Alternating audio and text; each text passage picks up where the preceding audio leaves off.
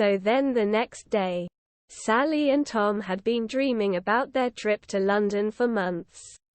They had planned every detail of their adventure, from the sights they wanted to see to the food they wanted to eat. Finally, the day arrived and they boarded the train to the big city. As the train chugged along, they looked out the window and marveled at the passing scenery. They saw rolling hills, sparkling rivers, and quaint little towns. But as they got closer to London, they began to see more and more unusual things. At one point, they passed a field of sheep that were all wearing little hats. At another, they saw a man riding a unicycle while juggling flaming torches. It was as if they had entered a completely different world. When they arrived in London, they were greeted by the hustle and bustle of the city.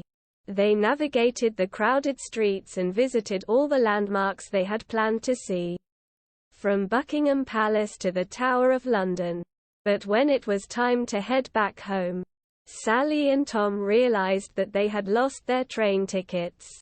They searched through their pockets and bags, but the tickets were nowhere to be found. Panic set in as they realized they might not be able to get home. But then, they remembered that they had brought along their instruments. Sally had her guitar and Tom had his harmonica.